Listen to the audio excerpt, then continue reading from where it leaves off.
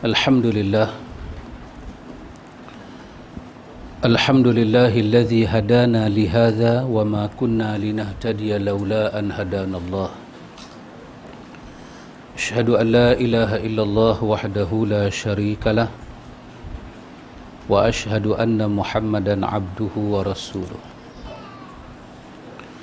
Allahumma ati nafsi taqwaha wa zakkiha anta khairu man zakkaha anta waliyuha wa maulaha. Amma ba'du. Ikhwatul iman, ikhwatu fid din, a'azakumullah wa uhibbukum fillah. Alhamdulillah, summa alhamdulillah. Ikhwatul iman, alhamdulillah. Kita sambung majlis ta'lim. Cuba antum buka muka surat 153.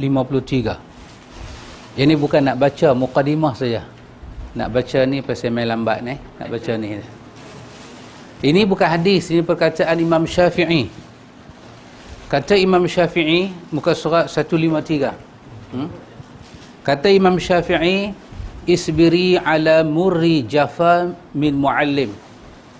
Kata Imam Syafi'i, sabarlah atas pahitnya perilaku sang guru. Tok guru ni kalau buat jahat pun kena sabar. Takat tu je nak baca pun sabar bila. Sabar bila baca mana. Kata Imam Syafi'i, fa inna rusubal ilmi fi nafaratih. Kerana melekatnya ilmu dengan menyertainya. Orang dulu ikhwan depa belajar ilmu, ialah tok guru depa ajak, depa kadang-kadang suruh angkat ayat, susun tu, susun ni. Bahasa kita kata mendera. Imam Syafi'i kata kalau kita dulu orang letak anak dengan tok guru ni, mak depa baliklah kan. Duduklah tok guru makan apa, anak murid makan apa. Imam Syafi'i kata isbiri ala murri jafa min muallim. Jafah ni maksud dia kadang-kadang muallim tu dia suruh buat tu, dia suruh buat ni. Anak kita yang mengaji dengan dia ni, biar pergi sabar. Tu bukan dera. Kenapa? Ada istimewa dia. Fa inna rusubal ilmi. Kerana bersama dengan susah anak kita tu melekat ilmu. Dia melekat ilmu. Kadang-kadang ilmu ni ikhwan dia bukan laisa bi riwayah, dia bukan kerana riwayat. Tapi ilmu ni kerana apa? Nazari, mata tengok. Kadang-kadang kita tak dapat ilmu ni pasal kita mata kita tak duduk dengan orang alim.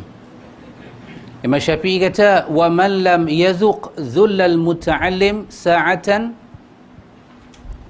wa man lam yazuq dhullal at-ta'allum sa'atan tajarra'a dhullal jahli tula hayati. Siapa yang tak boleh sabar, siapa yang belum merasakan kehinaan belajar sesaat. Maksud dia siapa maksud dia belajar tu zullal at-ta'allum. Dia tak rasa bila dia belajar tu dia tak rasa hina. Kita belajar ni kadang-kadang rasa hina.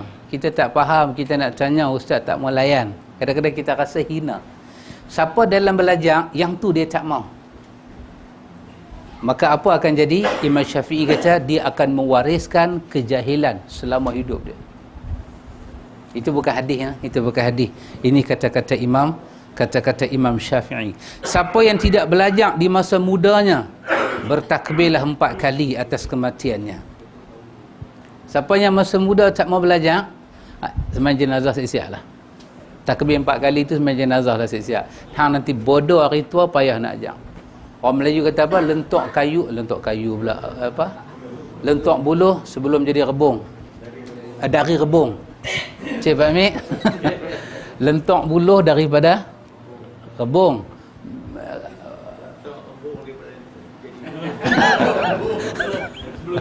Sebelum jadi buluh. Bila dah jadi buluh dia kerah dah. Imam Syafi'i kata apa dia? Dia kata waman fatahu ta'lim waqta syababih, siapa yang pada masa muda dia tak ada masa nak belajar, fakabbir arba'an liwafatih. Takbirlah 4 kali. Maknanya sembahyang jenazah lah untuk diri dia, sebab hari tua dia akan bodoh. Masya Allah. Ini kerana perkataan Imam Syafi'i, bukan hadis. Kadang-kadang orang tu Allah bagi hidayah hari tua, ada juga. Tapi Imam Syafi'i nak cakap secara ilmu lah. Pasal ilmu ni dia kena mengaji, ambil masa, mengapai. Bila mai umur tua macam saya, ambil Maghrib Isya, saya tak kenal, saya dah ingat Maghrib. Umur Isya. Kan? Bila kita mai umur macam tu, payah dapat. Kata Imam Syafi'i, hayatul fata wallahi bil ilmi wat tuqa. Imam Syafi'i kata, hayatul fata, ketahuilah hidupnya orang muda ni. Macam mana orang muda hidup? Hidupnya orang muda, demi Allah dia kata, orang muda itu hidup dengan ilmu dan taqwa. Orang muda kalau tak ada ilmu, tak ada taqwa, akan lingkup masa muda dia, pasti akan lingkup. Iza lam yakuna la'tibara li zatihi, kerana jika keduanya tidak ada padanya ilmu dan taqwa pada orang muda, maka hilanglah jati diri dia. Orang muda akan hancur kalau tak ada ilmu, kalau tak ada taqwa. Baik, ikhwatul iman, kita berhenti muka surat berapa, Pak Mik? 23. Muka surat 23, hadis tu kan? Betul, Pak Mik? Hadis Imam Bukhari ini. Hadis ini hadis Imam Bukhari, hadis Imam Muslim daripada Abu Musa al-Asy'ari. Tapi hadis ini adalah lafaz daripada Imam Bukhari. Ya.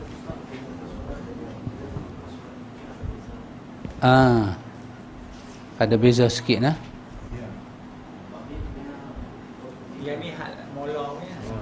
Ustaz Talibnya bukan Ustaz yang ada hadis tu. Hadis perumpamaan, petunjuk dan ilmu. Ya, muka surat 20 kalau. Muka surat 20. Yang baru muka surat 20. Muka surat 20. Kalau yang lama muka surat 23, yang baru muka surat 20. Kita ambil yang atas tu.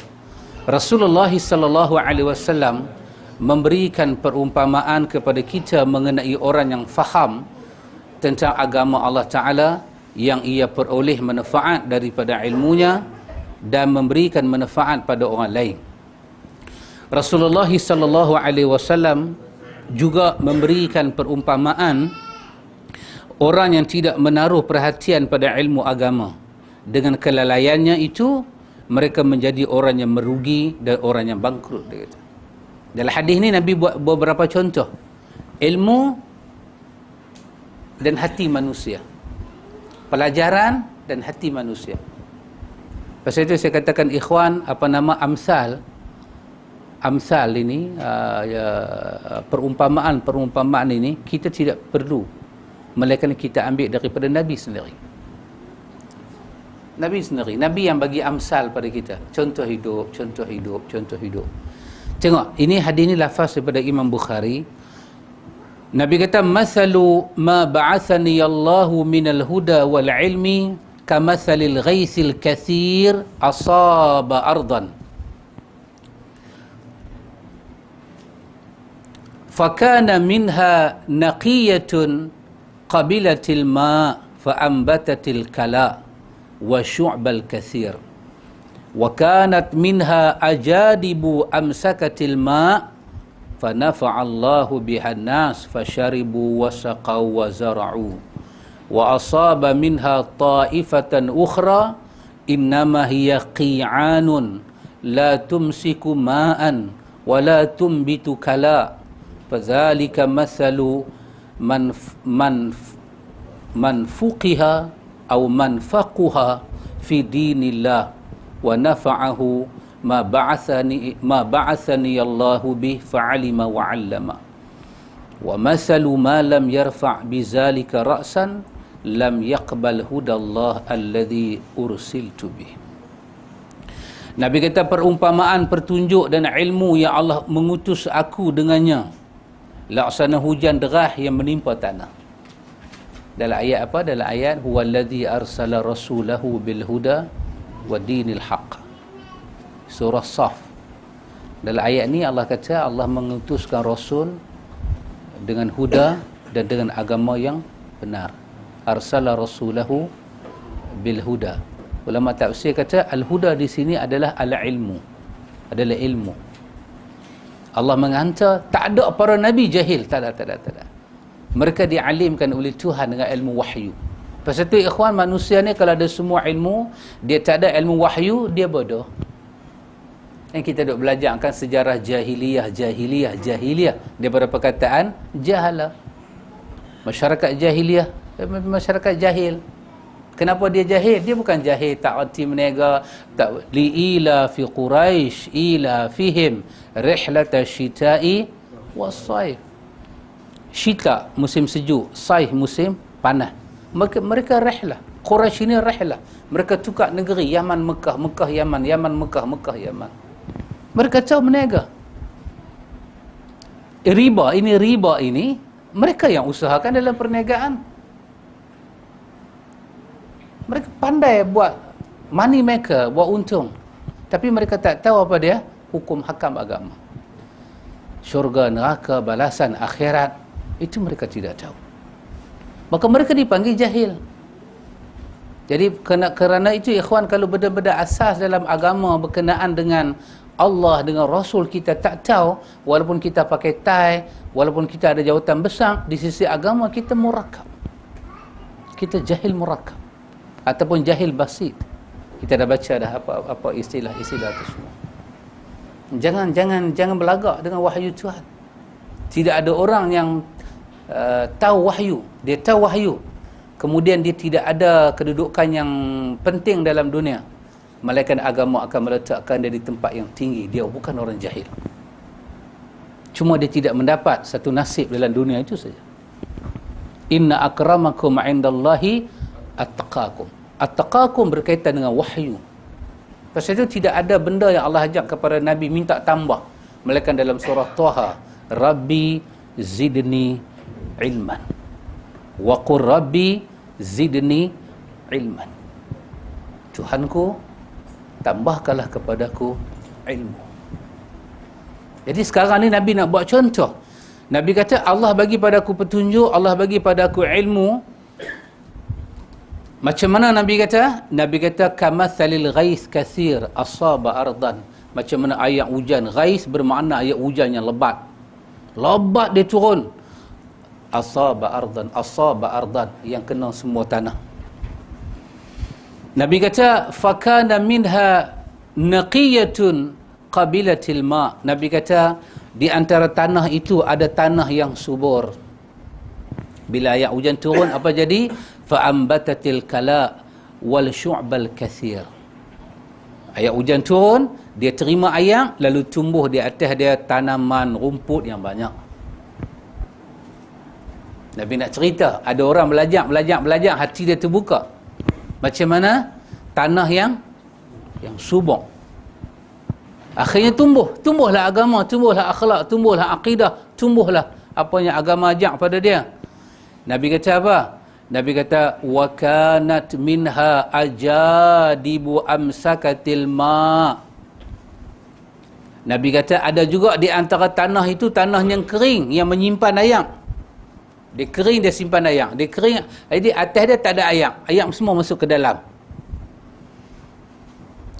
Apa-apa jadi?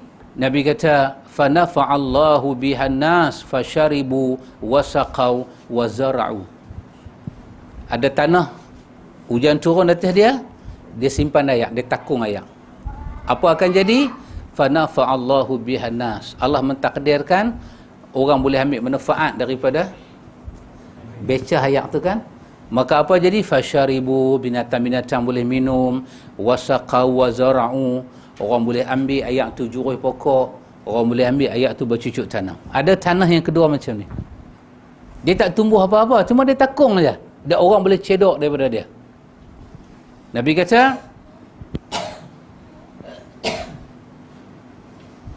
kata wa asaba minha ta'ifatan ukhra. Nabi kata ada tanah, Nabi kata hujan itu juga mengenai wa asaba minha ta'ifatan ukhra. Nabi kata ada pula tanah lagi satu yang ketiga. Dia macam mana? innama hiya qi'anun la tumsiku ma'an wa la tumbitu kala. Dia ni memang tanah yang apa, kong, tanah apa, gersang. Lagu siapa? Mbai. Gersang, bumi yang gersang. Lama lagu tu, lagu lama kan, bumi yang gersang. Mambai ya.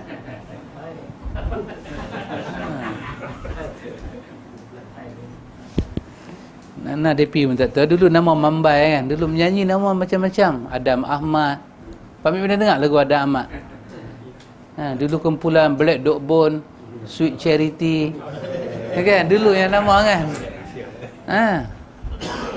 Apa yang lagu-lagu tu, kumpulan apa tu? Captain ingat tak? Anpak tu. Amplak. Lagu apa tu? Yang tu lagu Boyan ke? Bukan lagu Jawa. Apa Laoba? Kumpulan apa? Swallows lah. Gula nanti lupa hadis ni tu. Lagu Boyan kan tu? Laoba kan? Ada satu lagu yang menarik, lagu apa saya tak ingat siapa menyanyi. Teratai. Oh, dahsyat lagu tu. Ramli Syariq kan? Teratai. Teratai tu punya lagu, kita kalau tengok-tengok ada makna.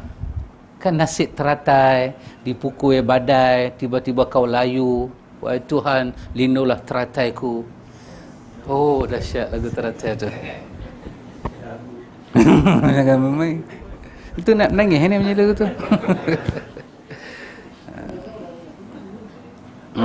Baik.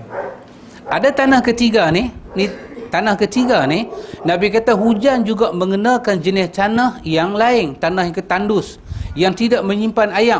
Turunlah banyak mana pun dia tak boleh terima air, dan tidak pula menumbuhkan tanaman. Perumpamaan orang yang memahami agama Allah, lalu dia mendapat manfaat daripada apa yang Allah mengutus aku dengannya. Juga perumpamaan atas orang yang tidak menaruh perhatian terhadapnya. Ia tidak menerima petunjuk Allah yang dengannya aku diutuskan. Ikhwan, kita duk belajar ni, rupanya kita ni ada 3 jenis. Nabi samakan kita dengan tanah. Kenapa? Bagaimana hati kita hidup dengan air, bagaimana tanah itu hidup dengan air, lagu itulah hati kita hidup dengan ilmu dan hidayah. Hati kita akan mati tanpa hidayah dan ilmu. Maka Nabi kata ada orang belajar, subur dia kamathalil ghais. Dia kena pada satu tanah yang subur, jadi nampak ilmu dia, hidup dia berubah, Masya Allah. Ada yang kedua, dia tu jadi sebagai produk pengeluar ilmu je. Dia boleh sampai ilmu pada orang, tapi manfaat banyak orang ambil pada dia, dia sendiri tak ada apa. Mungkin ni ustaz-ustaz kot. Al-Fadhil ustaz macam mana? Ustaz macam mana ustaz? Oh, ya boleh, ya boleh. Duk ya boleh, ya boleh, ya boleh, satu rakaat witir pun ustaz tak buat. Duk ya boleh tu. Ustaz macam mana ustaz? Ya alhamdulillah, ni sunnah Nabi, Nabi tak tinggal witir. Ustaz buat witir? Buat Ramadan. Ni Syawal tak buat. Ni tanah yang kedua, hati yang kedua. Dia bagi manfaat pada orang, tapi jangan lupa Allah akan tanya di hari akhirat nanti, an ilmihi, ilmu kamu dapat ke kamu tak dapat. Jangan main-main. Dan yang ketiga siapa dia? Yang ketiga Nabi kata apa dia? Tanah yang kita kata qi'an, tanah yang tandus. Tanah yang dahlah ilmu tak dapat, apa tak dapat, tak tumbuh apa, tak ada apa. Nabi kata fazalika, inilah contoh. Nabi kata Allah bagi padaku ilmu, Allah bagi padaku hidayah, faham. Inilah kadar, ikhwan, kita duk mengaji agama, inilah kadar kita akan dapat. Dan dia bergantung dengan apa dia? Innamal a'malu binniyat. Dia bergantung kepada niat. Allah bagi ilmu, tapi kadang-kadang Allah tak bagi perasaan dalam ilmu. Saya contoh satu, rasa bahaya juga saya cakap, tapi tak apalah. Saya tengok ustaz-ustaz punya duk komen pasal ISIS. Saya sorry to say lah, agak bahaya sikit lah. Saya ujar pun dah berhenti. Dah lebih hebat ya acak buat kubur. Habis bab kubur main bab ni pula bab ni kan. Tapi saya nak kata satulah. Saya tak nampak para ulama di Malaysia ini faham apa itu jihad.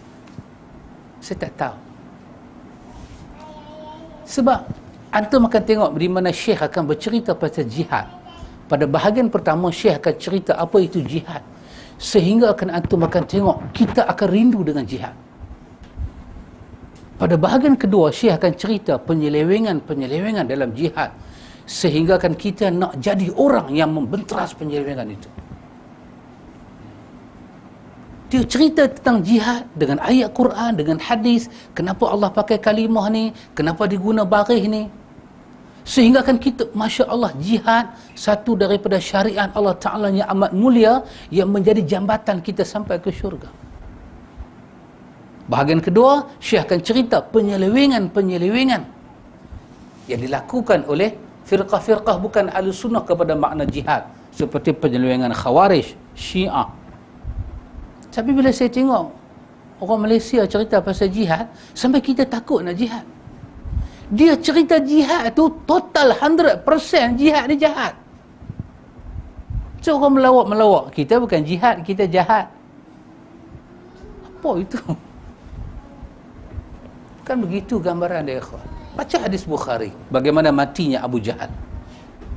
Baca hadis Bukhari, Abu Jahal tu mati macam mana? Baca sirah, bagaimana matinya Abdullah bin Sabah. Apa Ali buat pada dia? Dan itu adalah kondisi jihad. Kondisi jihad, jangan ambil kondisi pergi makan kenduri. Kita pergi makan kenduri. Duk pergi ambil kondisi jihad, letak dalam makan kenduri, Jahannam berganti tu. Jihad kena letak dalam suasana dia. Baca Bulughul Maram bab jihad. Semua kitab-kitab sunan ada babul maghazi, kemuncak dia. Babul maghazi. Islam dipertahankan. Pasal itu kita nak tahu ruh jihad. Kenapa ayat kata fi sabilillah, kenapa ayat kata haqqa jihadi, wajahidu fillahi haqqa jihadi, tanpa sabilillah. Ada jihad, Quran sebut tanpa sabilillah, haqqa jihadi. Ada ayat Allah kata fi sabilillah. Beza itu, ikhwan, beza. Tapi kita tak tahu, ikhwan. Sebab bila sebut jihad yang paling besar dalam Malaysia apa? Jihad ekonomi. Itu paling besar tu. Jangan main-main. Jihad ekonomi. Baca hijrah paling besar tempat kita apa dia? Hijrah paling besar daripada tak baca Quran, baca Quran.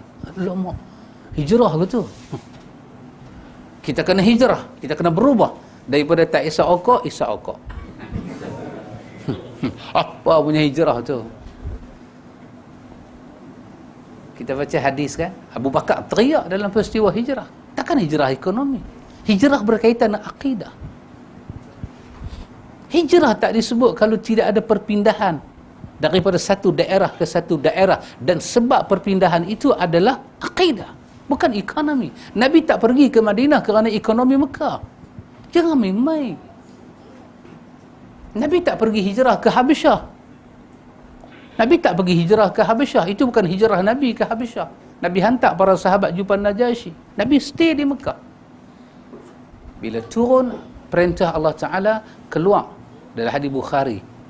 Abu Bakar duduk dengan Aisyah, duduk sembang adik-beradik, tiba-tiba Nabi main. Kata Aisyah, Nabi tak main ni, time-time macam ni. Bagi salam. Nabi kata, siapa ada rumah hang?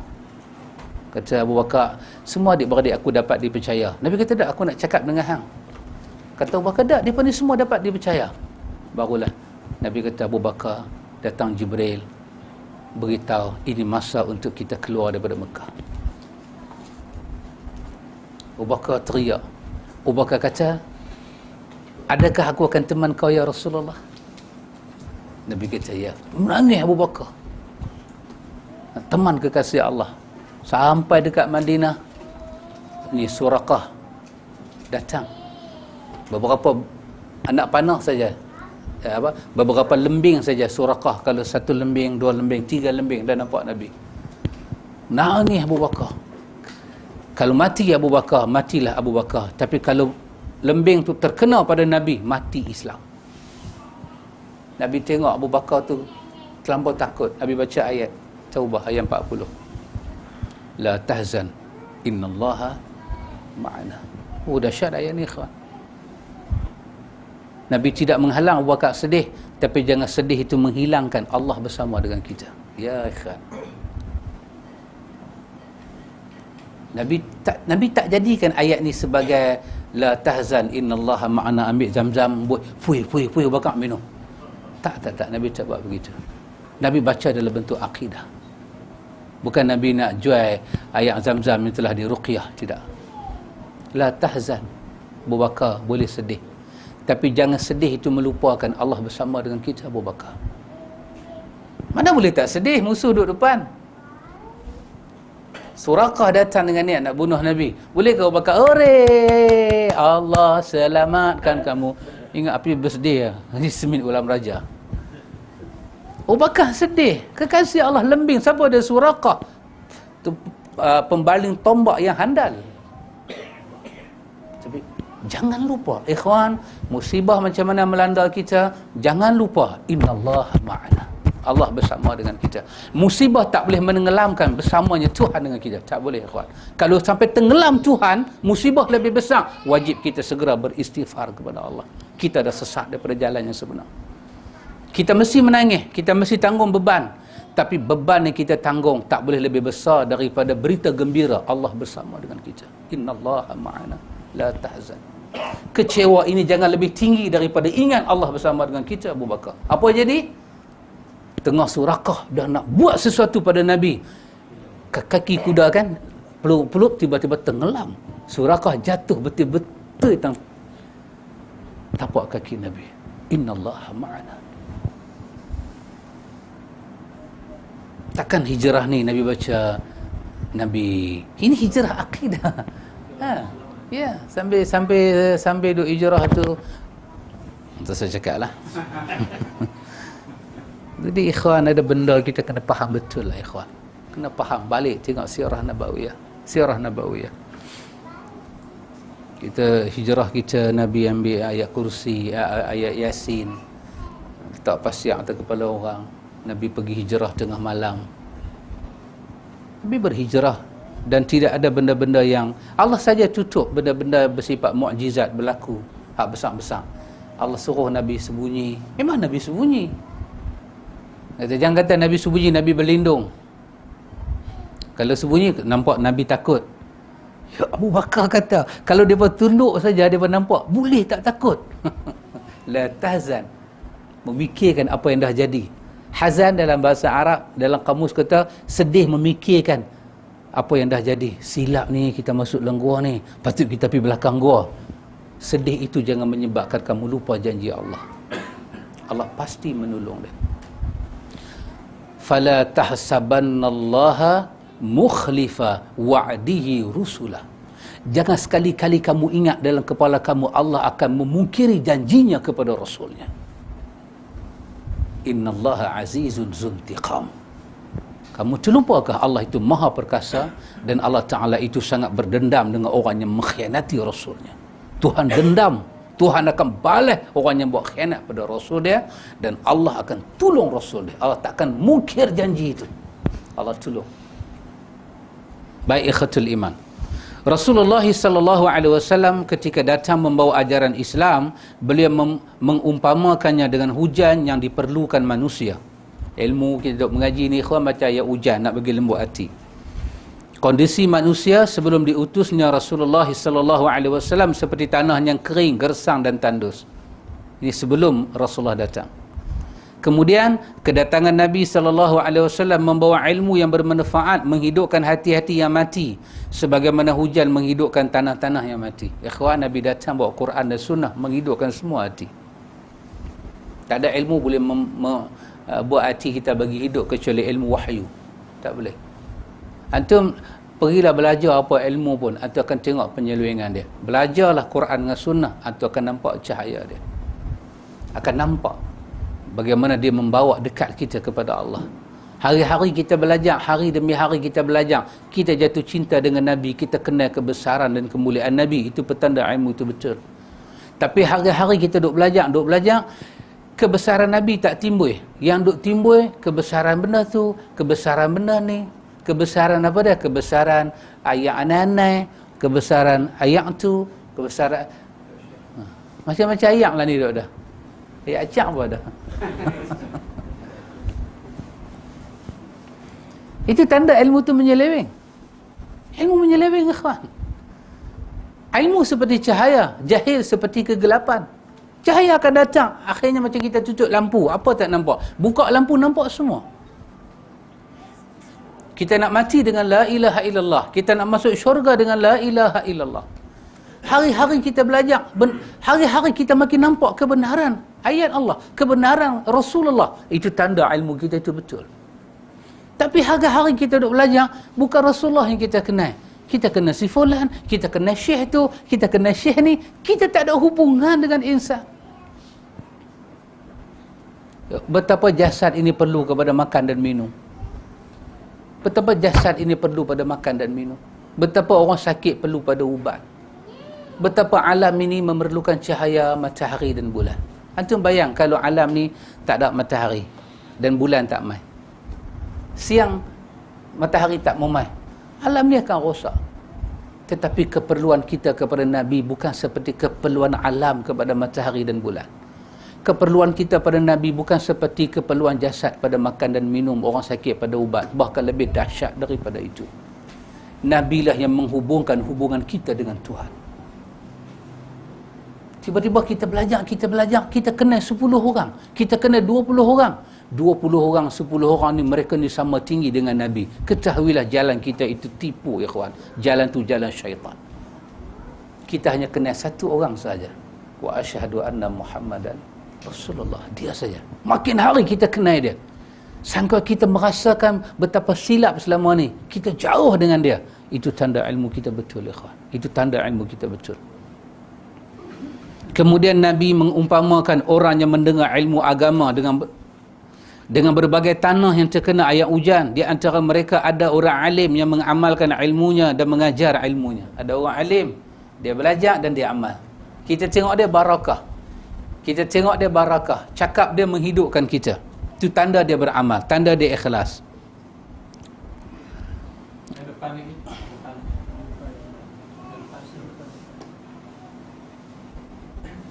Orang ini seperti tanah subur yang menyerap air hingga dapat memberi manfaat bagi dirinya. Kemudian tanah tersebut dapat menumbuhkan tumbuh-tumbuhan hingga dapat memberi manfaat bagi yang lain. Anda tengok orang alim. Orang alim akan beri manfaat kepada muallim, akan beri manfaat kepada dia punya orang yang duduk dengan dia, muta'allim, orang yang belajar dengan dia.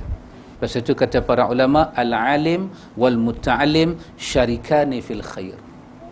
Orang alim dan orang muta'allim, orang yang belajar, mereka dua-dua berkongsi dalam kebaikan. Adapun lain daripada alim dan muta'allim, la khaira fih. Hamajun la khaira fih. Mereka macam kekatu. Mereka mana ada cahaya mereka pergi. Mereka tak tahu cahaya apa. Pasal mereka tidak ada pembimbing. Pasal itu antum boleh tengok ikhwan masyarakat Rasulullah. Ni ayat Quran kata kuntum khaira ummatin ukhrijat linnas. Ini dipuji Rasulullah, puji. Masa Rasulullah hidup, turun ayat Quran kepada para sahabat, ayat 100 surah Taubah, ayat Ali Imran 31. Semua ni memuji kedudukan para sahabat. Para sahabat ni ikhwan, mereka orang macam kita, sibuk macam kita, dan mereka ada rapalah rumah tangga pun macam kita.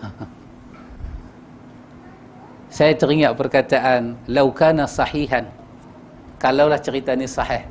Saya pun tak cari, saya tak tahu sahih tak sahih, tapi saya guna perkataan yang ulama sirah pakai, laukana sahihan, kalau kisah ni sahih. Anda ingat nah, bila ulama hadis, bila ulama sirah al-sunnah, dia guna kalimah ni bermakna dia tak boleh pasti cerita tu sahih ataupun tidak, cuma dia mengharap. Cerita apa? Laukana sahihan, cerita Umar yang kawan tu mai ke rumah dia, Umar duk kena basuh dengan bini dia. Ulama sirah kata apa? Laukana sahihan, kalaulah sahih. Bermakna nak pasti total sahih tu tak lagi. Tapi kita cerita dia memang sahih, cara kita cerita tu. Cara kita duk promote Sayyidina Umar pun kena basuh, Sayyidina Umar pun kena rendam dengan kelorok bini dia bagi. Ingat bayi Paang ah. Ingat Umar tu bayi Paang ah. Ulama sirah pun guna kalimah ni, laukana sahihan, kita cerita macam total cerita tu sahih. Nanti sah. Hatta jangan abang ke orang nah. Hatta ulama sirah masih berbincang tentang ayat apakah yang Sayyidina Umar dengar sampai dia masuk Islam. Toha kah? Hamim Fusilat kah? Kita kata Sayyidina Umar nak bunuh Nabi, betul? Kan? Sayyidina Umar nak bunuh Nabi. Lepas tu dia nak bunuh Nabi, siapakah abang angkat dia? Nak bunuh Nabi apa? Adik hang dah ikut dah Nabi. Betul? Is that true? Kita pernah dengarkan cerita ni? Lepas tu Sayyidina Umar pun pacu kuda pergi ke rumah adik dia. Adik dia tengah membaca lembaran. Adik ipar ni tengok-tengok, lari dah. Tak ada lari, dia cekak, dia bagi satu penampak percuma, sandak. Adik dia sembunyi. Umar kata apa? Buat mai. Buka-buka, cerita yang sampai pada kita, Taha ma anzalna alaikal qur'ana litashqa. Ulama masih selisih, ayat tu kah, ayat lain kah? Tapi cara kita cerita confirm dah ayat apa. Tengok. Begitu dahsyatnya kita. Ulama selisih, kita confirm. Tengok. Dari mana mulanya Islam Umar Al-Khattab? Ulama masih berbincang. Kebanyakan para ulama kata Islamnya Umar Al-Khattab di sisi Kaabah, bukan di sisi rumah Fatimah. Di sisi Kaabah.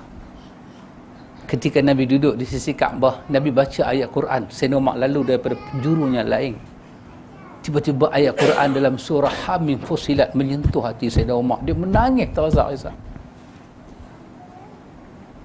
Dia menangis terisak-isak. Dia tak boleh tahan dengan pukulan ayat Quran daripada surah Hamim Fusilat. Boom, pukul yang tuan dah bedung. Pun kisah-kisah macam ni masih ulama perselisihkan. Tapi kadang-kadang cara kita olah tu, kita confirm tu lah.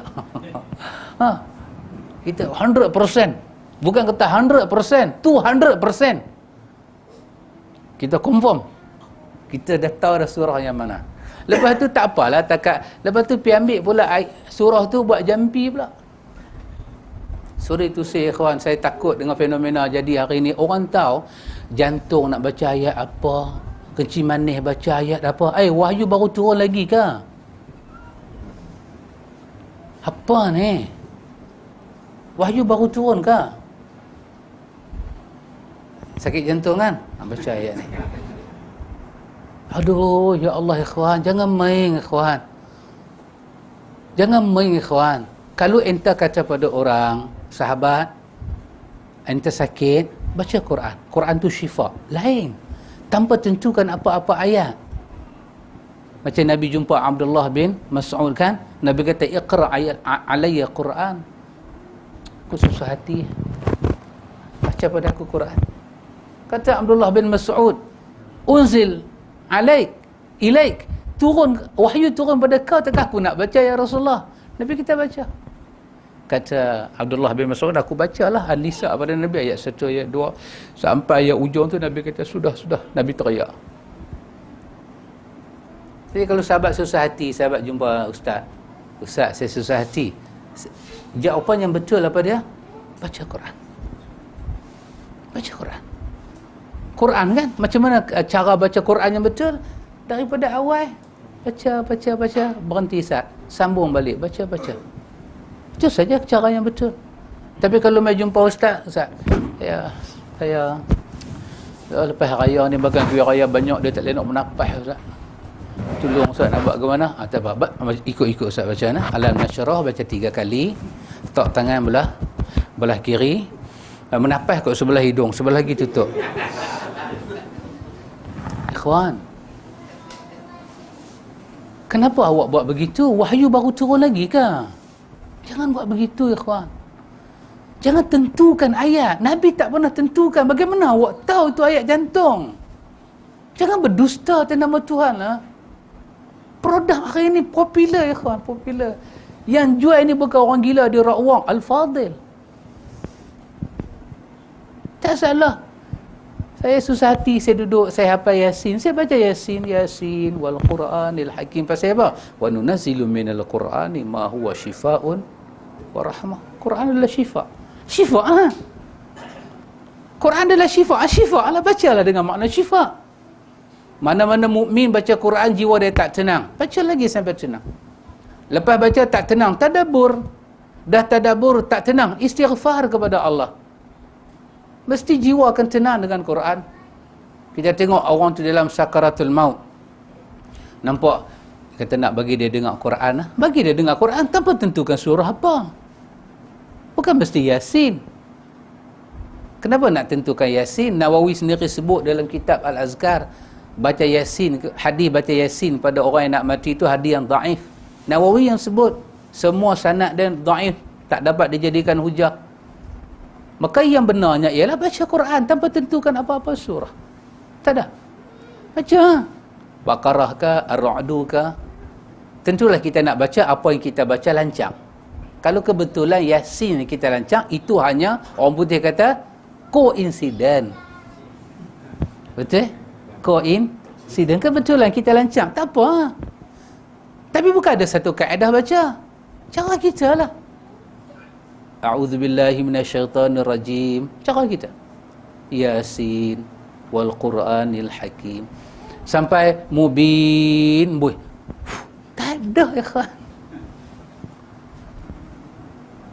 Jangan main ikhwan. Ini kalam Tuhan. Kenapa insan tak rasa takut dengan Tuhan? Kalam Tuhan, jangan main. Orang kata ustaz ayat ni ayat penat. Ayat penat. Saya tak pernah tahu ada ayat penat. Nabi kata, orang sakit perut dekat Nabi, orang sakit perut dalam hadis Tirmizi, orang sakit perut kat Nabi. Nabi bagi ayat ke bagi ubat? Dia tu sakit perut, Nabi bagi madu buat mi. Patut Nabi sakit perut kan? Meh. Oh panas perut hang ni. Maka kena baca ayat jenis sejuk-sejuk. Perut hang panas, baca ayat sejuk-sejuk. Alam nasyrah kan sejuk. Alam nasyrah laka sadrak. Baca 3 kali. Lepas tu buat cara orang tua-tua kan, pusing 7 kali. Oh, lepas tu angkat angin tu buang. Orang tua-tua kan. Apa Nabi kata pada dia? Pi makan madu. Pi makan madu. Sekali, 2 kali. Nak tunjuk apa? Mujarab. Nak tunjuk kata kena sabar dan sifat berubat dia tu berulang-ulang. Kalau dia makan sekali madu hilang, itu menunjukkan mukjizat. Tak betul. Makan lagi. Hatta Nabi makan lagi. Makan lagi. Menunjukkan mujarab. Proses kemanusiaan itu mula berlaku. Sekali makan, sakit pukul 1, makan pukul 2, makan hilang terus. Jadi Superman. Itu bukan madu. Itu hang makan benda lain. Itu ma'jun kuat salasah. Boom. Quran dia fitrah ikhwan. Ini kita cara baca tahu Pak Amir. Bila nak baca tahu. Kanser ada ubat dia. Kanser ada ubat dia. Nabi tak tahu. Nabi tak tahu. Orang hari ini tahu ikhwan. Oh ya Allah, saya minta berlindung pada Allah daripada memberi fatwa-fatwa macam ni kepada orang. Ini ayat Quran ikhwan. Jangan main-main. Kita susah hati, baca Quran. Kita sakit, baca Quran. So jangan tanya, kita duk mengaji sunnah ni jangan tanya ayat apa. Tanya ayat apa? Quran. Dah ayat yang mana? Nak kata apa Abang Mik? Kenapa senang pula? Quran, baca Quran. Baca Quran. Sama macam kita orang kena hantu. Kita nak baca ayat apa? Nabi tak pernah sebut ayat apa. Habis kita nak baca apa? Baca Quran. Dah lah ayat apa? Baca Quran. Ambillah ayat apa pun. Kawan tu baca surah jin. Dia baca surah jin jadi. Tak mesti hang baca jin jadi. Hang baca surah lain. Quran. Yang penting Quran. Tapi dia baca jadi. Itu nama dia mujarab. Mujarab ni apa dia? Dia ulang. Akhirnya dia nampak manfaat surah tu. Dekat dia lah, bukan kat kita. Kita baca surah lain. Tabah ke? Ataupun apa salahnya orang kena kerasukan, terus kita duduk buat tahlil kat dia. Ila harta Nabi Al-Fatihah. Kawan kena jin tu jegir. Apa tak ada arwah dah cepat nyampak ni. Pun boleh juga.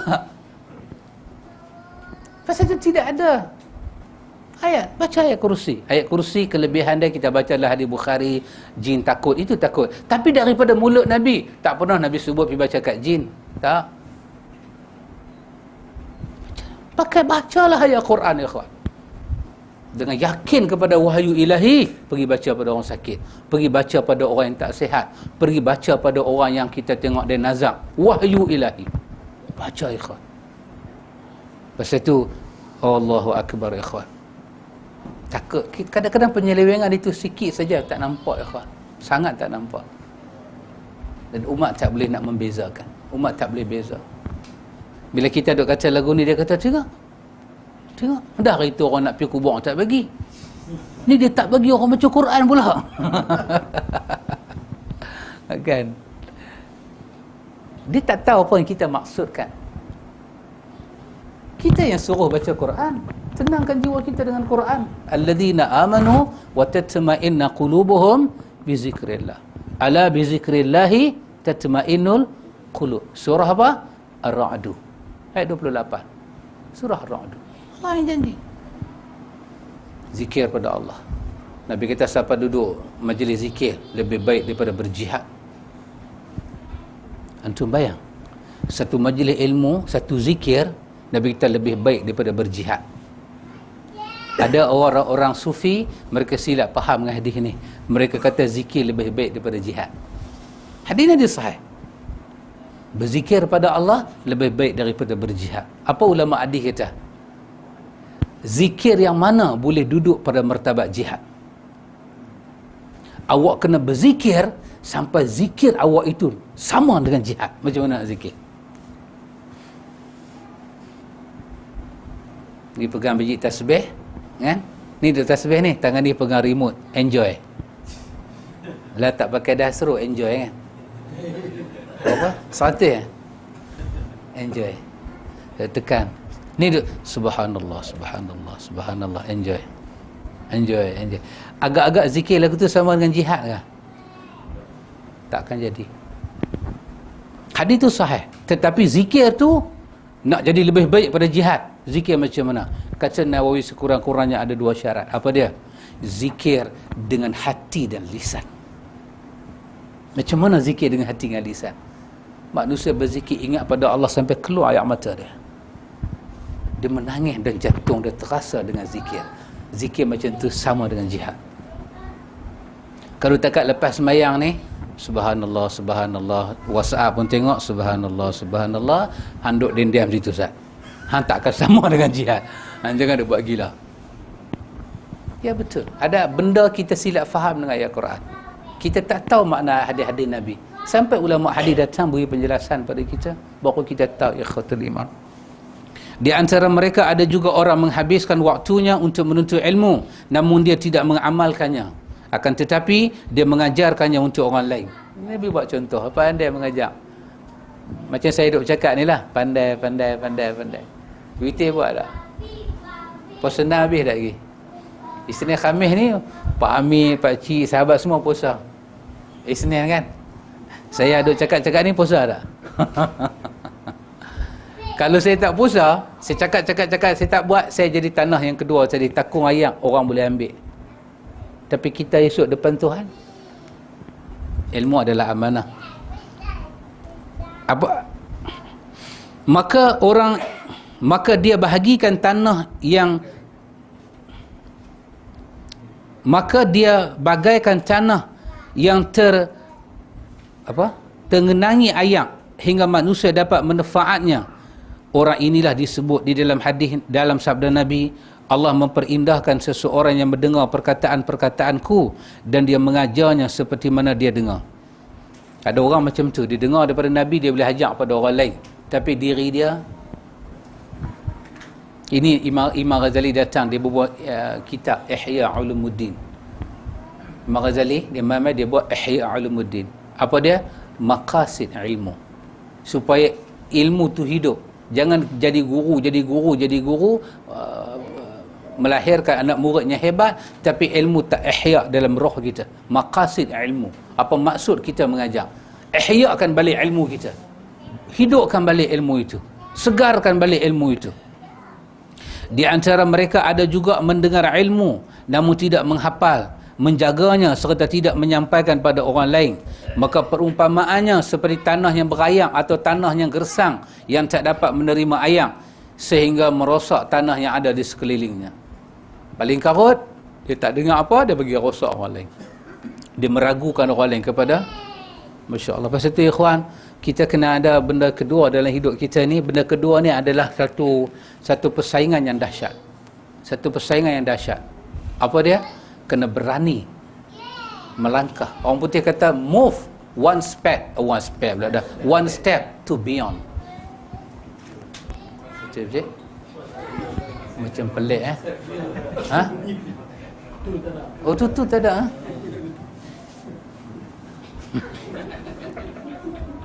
Jadi dia punya bahasa move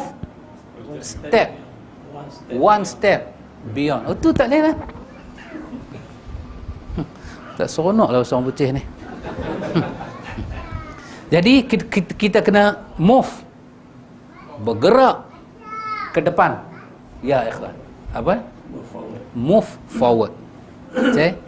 Betul Ikam? Saya tak berhati-hati ke Ikam. Sampai Singapura orang tanya Ikam.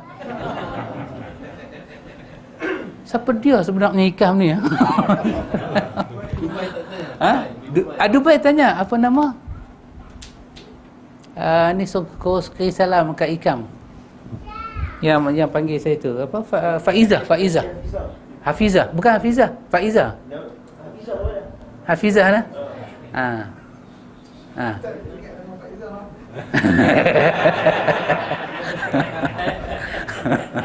Kasang lah awak. Pergi Singapura 4 hari. Kan? Boleh tak teringat Pak Mik? Balik Singapura mak huniah Allah Mak Mik.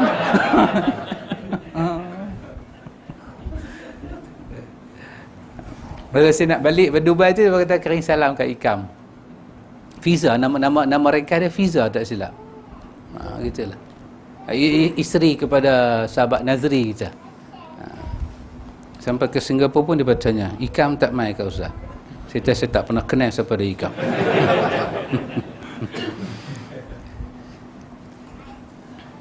Ya inilah ikhwan, kita satu benda nak kena berani lah.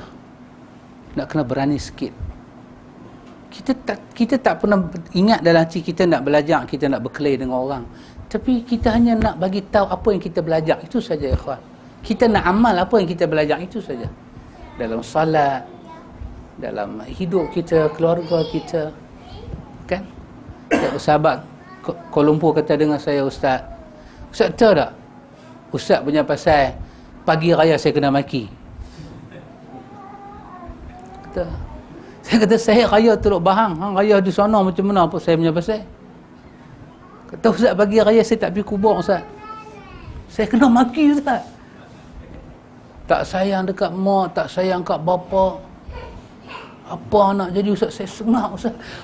Jadi semaya raya pakai samping pun rasa macam tak pakai apa. Kena, aduh Ustaz. Tak hormat, tak sayang, tak hormat. Habis semua orang pergi kubur tu masuk neraka. Ikut apa ni? Tak apa Ustaz, takat kena maki biasa, tak apa Ustaz. Yalah bini saya kesian kat dia Ustaz. Bila ayak mata dia turun pagi raya. Kita Ustaz, saya abang betul-betul Ustaz, daripada tak pi pun tu kita terus pi ya. Saya betul-betul desperate Ustaz. Saya kena maki, saya tahan. Dan bini saya kena maki, saya tak tahan. Tengok ayak mata dia turun. Dia pun tengok muka saya macam mengharapkan sesuatu daripada saya. Dia tak kata apa, tapi cara mata dia tengok, dia macam minta abang pergilah kubur Ustaz. Saya pergilah Ustaz. Bila manusia cuba nak amal, antum maafkan saya kata, antum saya katakan, Tidak semestinya antum, tak semestinya di kelab-kelab malam itu ada syaitan. Tak mesti.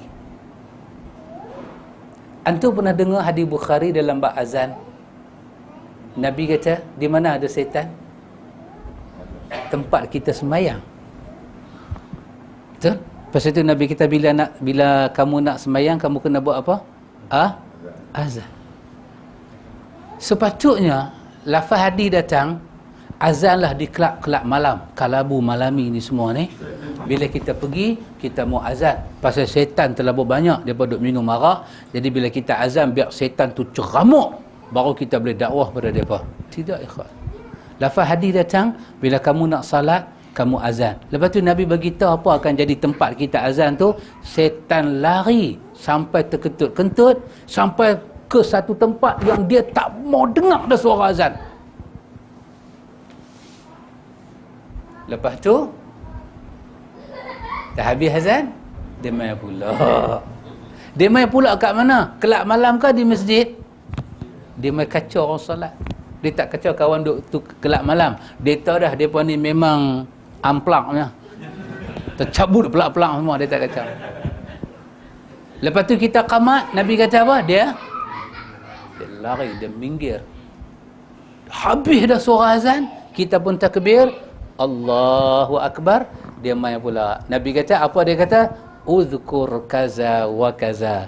Dia tanya kita, tadi hang seokok, hang beli 20 batang kan? Tadi dalam kotak tu tinggal sebatang ke dah habis dah kah? Tengah duduk sembahyang, tangan satu macamnya seluruh duduk turun. Tengok-tengok tak ada. Alamak, dia kata, duk ingat membazir betul aku ni. Uzkur kaza. Kawannya minum arak 2-3 gelas, dia tak pergi kata apa. Apa saya nak beritahu ikhwan? Setan banyak ikhwan. Bila kita ingat nak mentaati Allah dengan jalan Rasulullah, dia akan datang. Dia akan hasut kita, dia akan buat macam-macam kat kita. Orang putih kata make sure fail. Keberanian kita itu kendurkan, padamkan dia. Kata pasal itu dalam surah apa? Dalam surah Ali Imran Allah katakan wa ma tukhfi sudur akbar. Apa yang ada dalam hati mereka, apa yang kamu dengar di mulut mereka kata ke kamu, yang kamu dengar itu tak ada apa-apa lagi. Tapi yang orang kata ke kita, yang kita dengar tu pun kita terkejut dah. Quran kata apa yang ada dalam hati dia lagi dahsyat daripada apa yang dah dia lafazkan di lidah dia. Kerana dia benci kamu mengikut ajaran Allah dan Rasul. Dia bagi kita macam naik kereta kena paku, pancat. Berhenti kereta. Jalan juga jahanam. Kita ada keberanian ikhwan. Kena maki ke apa, kita jalan. Lepas tu mohon pertolongan pada Allah. Tolong aku ya Allah. Kalau hang tak tolong aku tak ada tempat mengadu ya Allah. Tolong aku ya Allah. Kuatkan aku ya Allah. Hanya Allah saja boleh tolong kita. Banyak urusan kita hanya Allah saja boleh tolong. Kita cuma kena pastikan kita di atas petunjuk ilahi. Itu je kita kena pastikan. Kita ikut Rasulullah. Kita ikut Rasulullah. Pastikan itu. Dan kita pun tak pernah ajak orang, ocok orang, hasut orang, tak pernah. Cuma kita beritahu pendirian kita. Berlaku kematian, kita nak buat begini. Kita nak semai mayat macam ni. Cara Rasulullah. Itu masyarakat dulu hidup dengan Rasulullah. Cara Rasulullah. Cara Rasulullah itu adalah zaman Rasulullah hidup, cara Rasulullah. Saya bagi satu contoh pada antum, contoh yang agak klasik. Tapi dia contoh. Semua orang tahu. Sahabat semayang, Nabi semayang. Bagaimana Nabi dan sahabat semayang? Yang zaman itu barakah. Cukup barakah suasana Madinah. Jibril turun, naik turun, Jibril turun, Jibril naik, Jibril turun, wahyu turun. Menjunam ke bumi yang penuh barakah, bumi Madinah. Bumi yang begitu ardun mubarakah. Bumi yang berkat Madinah. Masa Jibril datang, Nabi nampak, sahabat pernah nampak Jibril, tapi tak nampak muka, nampak daripada belakang. Dah hadis Bukhari Muslim, hadis Jibril menjelma sebagai orang pula. Umar tengok, sahabat semua tengok. Masa Jibril datang sebagai manusia, Nabi semayang, sahabat semayang. Bagaimana mereka semayang? Mereka semayang exactly macam Nabi semayang. Ada usalli? Tak ada usalli. Ada zikir kuat-kuat macam kita? Tak ada zikir kuat-kuat macam kita. Masyarakat zaman Nabi mati ada kenduri tahlil? Tak ada kenduri tahlil. Dan itu telah diiktiraf sebagai masyarakat Rasulullah. Apabila Rasulullah wafat, masyarakat berubah. Mulalah orang sembahyang pakai usalli, mati buat kenduri. Dan masyarakat ini bukan masyarakat Rasulullah. Usaha kita sekarang mengembalikan umat kepada masyarakat Rasulullah.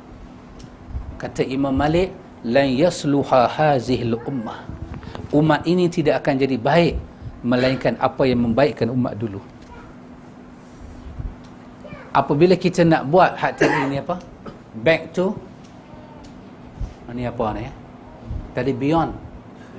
Ni apa pula ni? Pas bukan bukan mati ya. Nak pergi zaman balik, zaman Nabi. Pas back to past. Back to a past. Kalau past saya tak syok dalam ni. A past. A past. A past kena ada Kita nak balik pada salafus salih. Semua iktiraf. Tetapi anda tengok syaitan buat apa? Syaitan buat apa dengan kita? Zaman itu Jibril turun ke bumi. Tidak ada kenduri arwah di bumi Madinah. Nabi dengan sahabat semayang dalam bumi Madinah, tidak ada seorang sebut usalli. Nabi berwirid dalam bumi Madinah, dalam masjid Madinah, tidak ada seorang berwirid dengan Quran yang kuat. Masyarakat itu masyarakat malaikat daripada langit turun. Jemaah bukan jemaah bumi Pak Amir, jemaah langit. Ini masyarakat Rasulullah. Bila kita nak buat back to a past, back to the past, the past, THE, the past. Apa orang kata pada kita? Sebenarnya bukan orang ikhwan, skrip ni skrip syaitan. Apa dia kata pada kita? Oh, semua nak ikut Nabi, nak tinggal orang tua-tua tak mana? Dia membutakan kita umat dengan Nabi. Dia bagi kita blur, ramadi. Dia bagi kita blur. Sedangkan kita nak back to masyarakat Rasulullah. Kuntum khaira ummatin. Ayat turun bertubi-tubi. Kita nak simpan jenazah macam Nabi simpan. Kita nak doakan mayat macam Nabi mayat. Jadi saya katakan hari ziarah kubur kan. Nabi tinggal Masjid Nabawi. Nabi tinggal Masjid Nabawi, pergi lebih kurang ke depan itu. Beberapa ratus harta pergi ke depan nak semayang di situ. Wahai ini Masjid Nabawi, Nabi yang bagi tahu, satu haram, kedua Nabawi, ketiga Masjid Aqsa. Bila datang hari Aid Fitri dan Aid Adha, Nabi tinggal masjid dia. Nabi tinggal masjid dia. Dia kata, masjid Nabi ada raudah. Nabi kata, jom kita pergi ke depan, kita sembahyang ke sana. Nak masa Nabi pergi ke depan tu, keluar dari masjid, Nabi lintah bakit gharqat. Nabi lintah bakit gharqat pergi ke depan. Nabi kata tidak ada sembahyang sunat sebelum sembahyang raya, tidak ada sembahyang sunat selepas sembahyang raya, tidak ada azan dan tidak ada iqamah.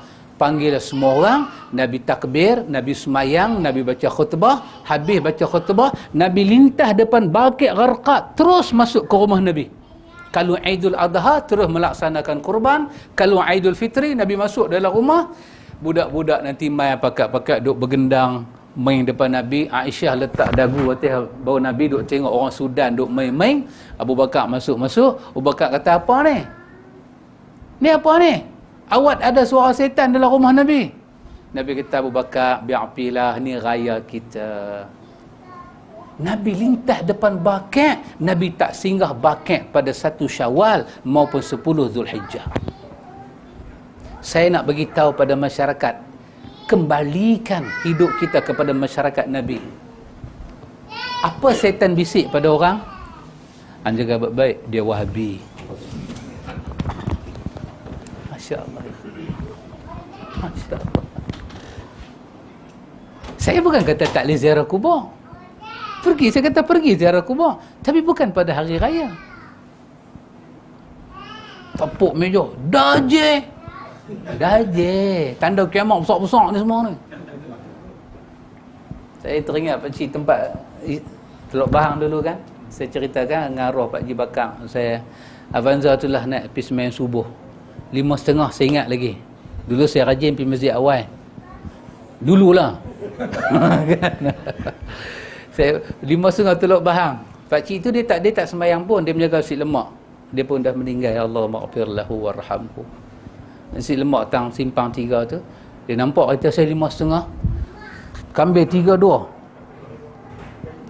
Dia buat macam mana? Alamak. Saya dengan Pak Haji Bakar. Ketak. Saya badan besar. Tapi roh kecil. Ketak. Saya ketak. Pak Haji kata tak apa. Pak Haji turun. Pak Haji kata saya jangan turun. Pak Haji turun. Pak Haji Bakar turun. Pak Haji Bakar pun dulu mandi minyak juga kan. 008 mah ni. Pak Haji Bakar. Apa mah? Tu. Saya pakai sebiji bahasa dia tu. Anak haram tu suruh dia keluar mai. Alamak. Belakang haram tak keluar juga. Okeylah juga. Tak ada pasport. Ni tak ada CJ tu ke. Saya ingat lagi. 5.30 pagi. Suruh dia keluar mai. Pak Haji kata jangan keluar Ustaz. Duduk ramai-ramai saya pun. Pak Haji kan. Dengan umur dia pun 60 kan, saya nak biar dia seorang-seorang. Saya pun turun. Muhammad bagi hang kambing ni. Pasal apa? Dia tak sembahyang subuh. Tapi dia marah sangat-sangat. Pasal saya kata kunut subuh itu tak ada. Dia kata walaupun aku tak sembahyang subuh, aku pantang orang tak baca kunut. Sembahyang. Saya ingat lagi. Bila saya teringat seseorang, ayat mata turun pasal teringat pada Pak Haji Bakar.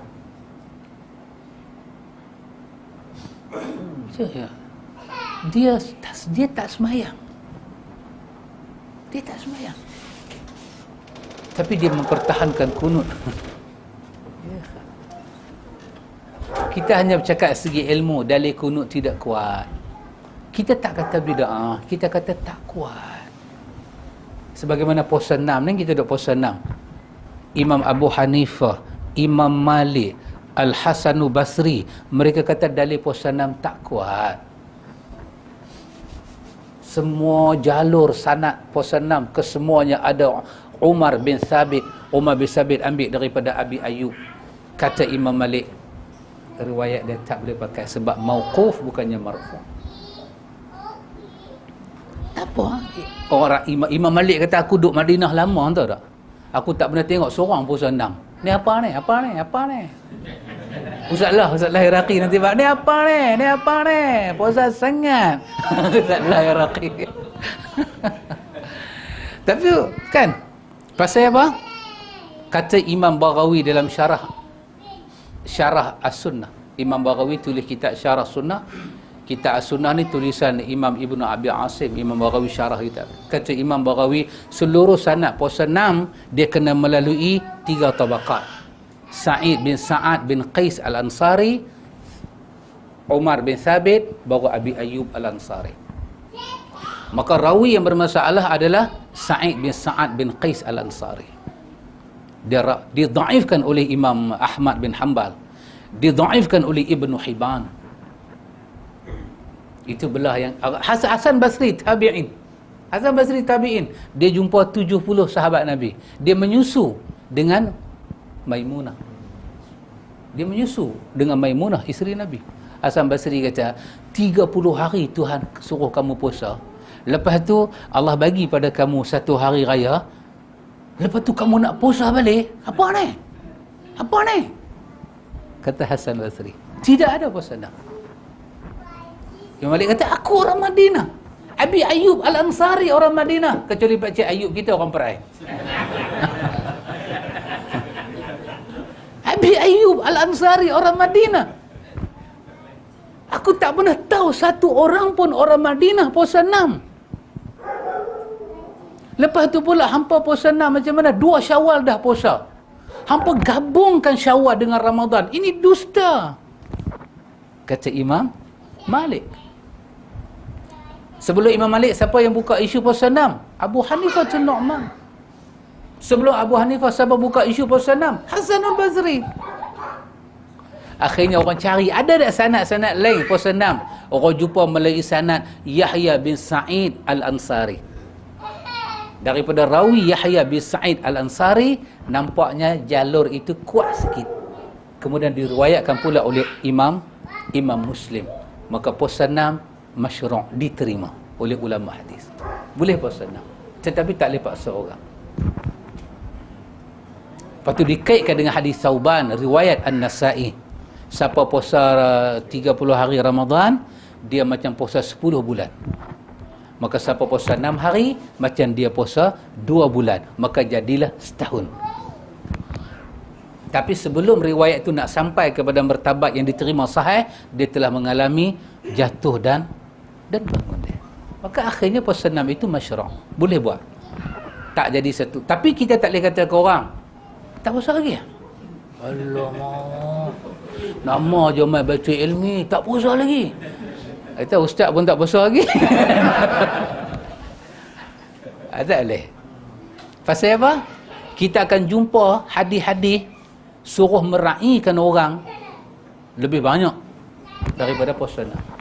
Tapi puasa 6 masyru'. Maksud dia apa? Hadis itu diterima. Hadis itu diterima. Sahih. Riwayat Imam Muslim. Boleh puasa 6. Tapi tengah-tengah kita puasa 6, kawan buat jamuan makan. Kawan nak berdaja kita. Nak puasa sangat kan? Nak puasa sangat. Ingat dia tengok kita puasa 6, dia habaq. Sahabat, kambing, beng. Dia buat lagu tu kat kita. Sahabat pergi dengan Nabi. Kawan tu masak semua. Makan dengan Nabi. Hadis Nabi yang sahih. Makan dengan Nabi. Dia tak makan. Nabi duduk makan. Tapi tengok dia tak jamah. Nabi kata, siapa tak jamah? Dia kata, saya puasa ya Rasulullah. Nabi kata apa? Kawan ni penat masak kat kita. Hang puasa? Nabi kata, kalau hang suka, hang puasalah pada hari lain. Hari ni hang kena buka. Dalil itu lebih kuat. Tapi itu bukan dalil pada kita untuk tak puasa. Itu bukan dalil. Akhirnya apa yang saya nak bagi tahu? Para ulama berbincang. Apa yang para ulama bincang, kita boleh bincang, ikhwan. Kita boleh bincang. Kita bincanglah. Kita boleh nak kembalikan masyarakat ni pada zaman Rasulullah. Macam mana raya, masa bila Nabi pergi kubur, masa bila Nabi tak pergi kubur. Kita bukan kata jangan tak pergi kubur. Kita kata pergi. Tapi Nabi tak pergi kubur hari raya haji dan raya puasa. Orang berkelak dalil-dalil. Alhamdulillah, kawan-kawan tolong jawab. Semua hadis tu hadis palsu belaka. Bila kita ajak masyarakat semayang macam Nabi, raya macam Nabi, puasa macam Nabi, setan buat apa ya kawan? Apa setan buat? Dia hinggut akal kita dan perasaan kita. Hati-hati. Lah ni, dia kata lah ni banyak semua dia kata Nabi antara. Semua tu pandai. Nabi depa auta semua. Auta. Tapi benda betul-betul Nabi tak buat. Orang buat. Setan mereka kata apa? Bagus apa benda ni? Yalah Nabi ni aku nak beritahu kat hang, dia tak sembahyang pun ahli syurga. Mak setan. Nabi ni kalau dia tak sembahyang pun dia ahli syurga. Kita ni insaf diri kita. Kalau Nabi sembahyang 2, kita mau 6. Pasal apa? Dia Nabi. Kita umat. Syurga mana kita nak masuk? Sahabat. Dia malah kat kita sahabat. Kita betul-betul ikhwan, alamak, terkena betul-betul. Kita terlupa Rasulullah ini orang yang paling istimewa di sisi Allah. Allah tak suruh kita jadi Nabi, tapi Allah suruh kita ikut Nabi dia aja. Itu saja. Ikut, follow aja. Bayang macam dia, puasa lagu dia, akhlak lagu dia, semua lagu dia. Masya Allah, ikhwatul iman. Nampaknya Pak Amir akan sambung pula lah tajuk kita ni.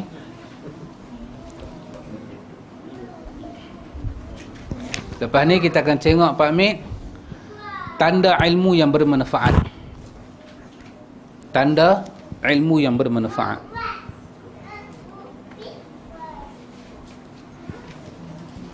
Wallahu a'lam.